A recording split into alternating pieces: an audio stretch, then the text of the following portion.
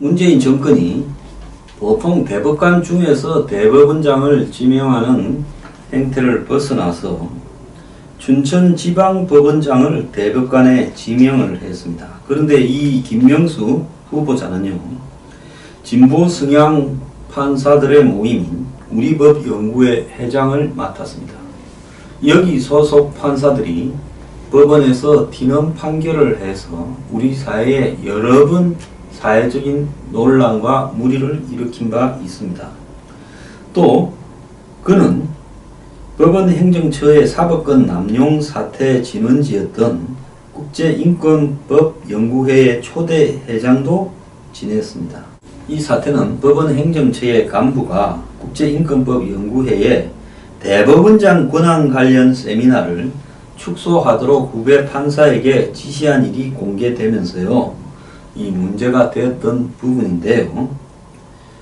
자, 결국은 이 지금 법원 내부의 논란에, 즉 좌파 진보 쪽에 대변하는 판사들의 수장격으로 논란을 일으킨 사람을 대법원장에 임명함으로써 한마디로 문재인 정부가 이제는 남들은 의식하지 않고 이 사법부까지도 한마디로 진보 쪽으로 축을 옮긴다는 겁니다. 사실상 민주당 지향, 정치 성향을 보여왔던 이유정 헌법재판관을 임명하는 데 이어서 차례차례로 검찰, 그리고 대법원, 그리고 헌법재판소 등을 장악하려고 하는 시도라고 저는 보고 있습니다.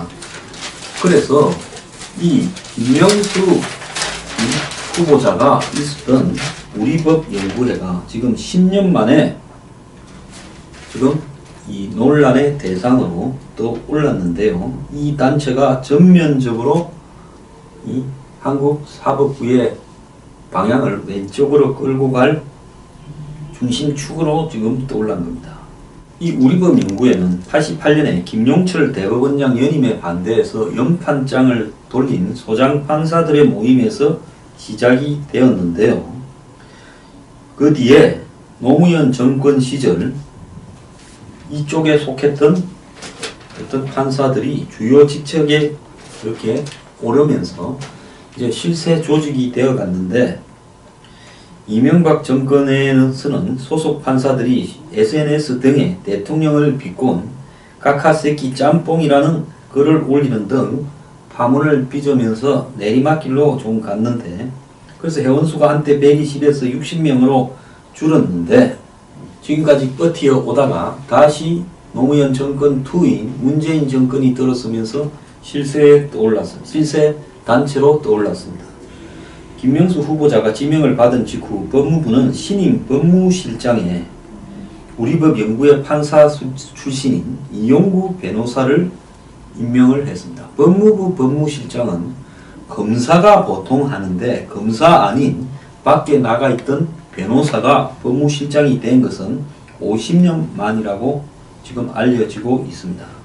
이 법무부 법무실장도 노무현 정권 초기 대법관 임명에 반대 연판장을 돌린 젊은 판사들의 모임을 주도한 사람입니다.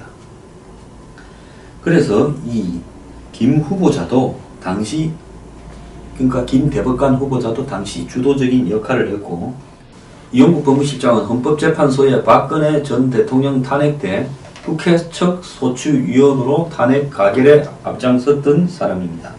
그래서 이 김명수 후보자는 처음에는 우리법연구회, 그 이후에는 국제인권법연구회, 우리법연구회가 사회적으로 물의가 많이 빚어지니까 탈퇴해서 국제인권법연구회를 했는데, 이 두 단체가 서로 굉장히 밀접하기 때문에 비슷한 성향을 갖고 있으면서 서로 적절하게 간온으로 역할을 분담한 단체로 비춰지는데, 이 단체가 지금 지난 5월달에 청와대 첫 법무비서관이 된 문재인 정권의 김형년 전 부장판사도 여기 인권법연구회 간사를 지냈다고 합니다.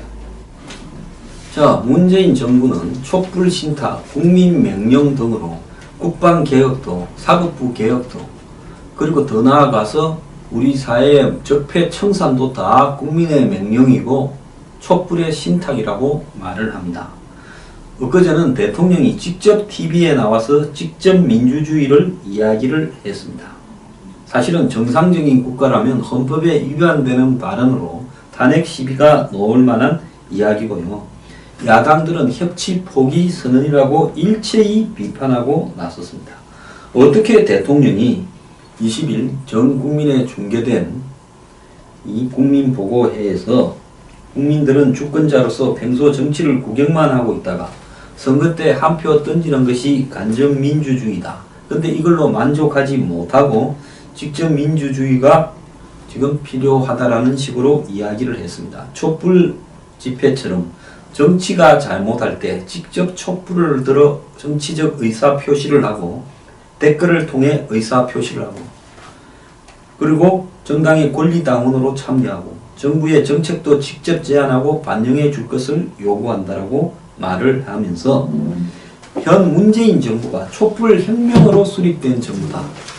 그러면 문 대통령은 합법적인 정치 과정을 거쳐서 당선된 대통령이 아니라 촛불 혁명으로 지난 정권을 쫓아내고 치러진 선거에서 당선된 정부다라고 말을 하고 싶은 모양인데요.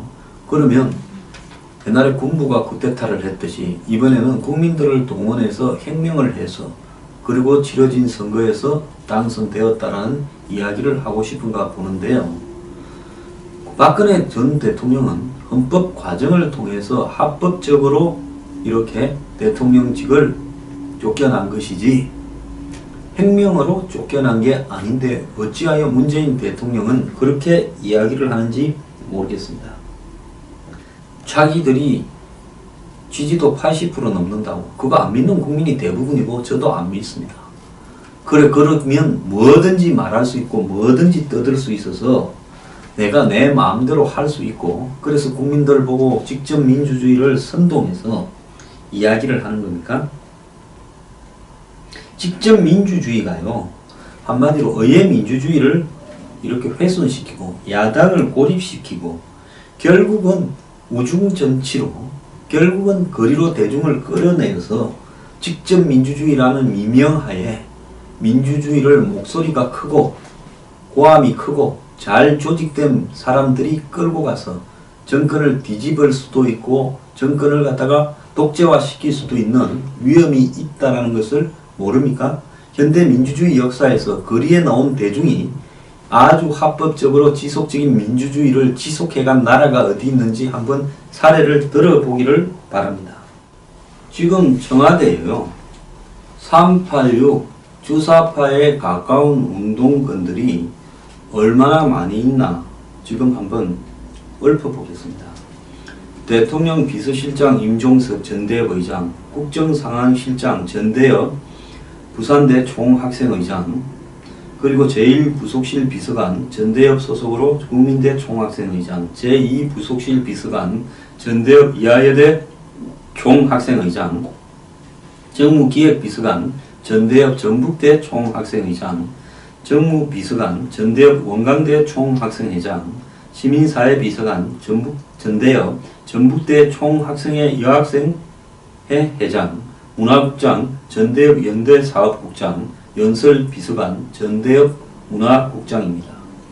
이 밖에도 임종석 비서실장의 지휘를 받는 비서실 조직이 26명 중에 전대협 의장단 출신이 9명이고 또 행정관으로 일하는 전대협 출신 총수는 현재 약 10여 명 정도 된다. 그래서 약 30명의 전대협 출신들이 청와대에 들어가고 있다. 근데 이 전대협 출신들 대부분은 주사파로 학생운동을 한 사람들이다 라는 거죠. 그리고 이 전대협은 결국은 대부분이 당시에 이적단체로 이렇게 규정을 했고 임종석은 그 전대협 활동으로 징역형도 살았습니다. 근데 이들이 장악한 청와대가요.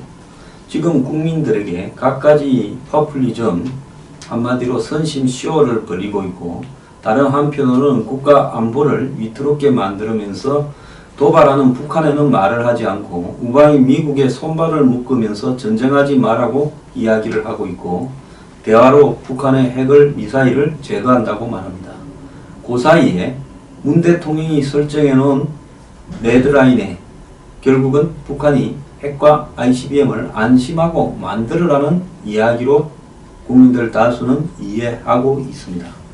그런데 국민들에게는 일방적으로 꽃길을 걷게 해주겠다고 생쇼를 하면서 전 전파를 동원해서 한마디로 을지훈련하기 전날 축제처럼 자신들의 국정을 홍보했습니다.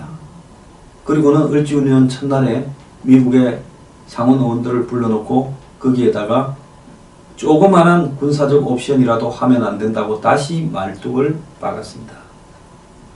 그러면서 문 대통령은 직접 민주주의를 선동하고 있는데요.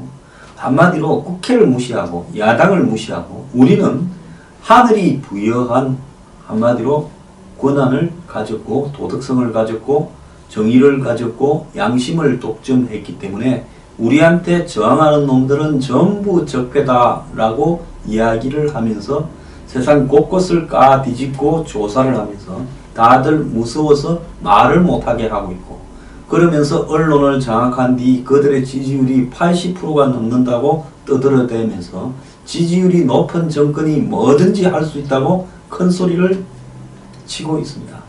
제 장담하는데요. 이렇게 6개월만 해보십시오. 나라 꼴이 어떻게 흘러가는가. 그때도 지금 하는 이야기가 통하는지 제 장담을 하겠습니다. 자, 이 우매한 국민들이요. 정신을 차리기 바랍니다. 당신들이 이 장단에 춤을 춘 대가도요. 결국 당신들한테 다 고스란히 돌아가게 되어 있습니다. 보수가 잘못했고 박근혜 정권이 잘못했고 그거 맞습니다. 그렇다고 해서 이 정권이 국민들을 거의 원숭이 수준으로 여기면서 생쇼를 하고 있는 부분이 옳다고는 절대 말할 수 없는 겁니다. 박근혜 정권이 틀렸다면 문재인 정권이 가고 있는 방향도 100% 틀린 겁니다.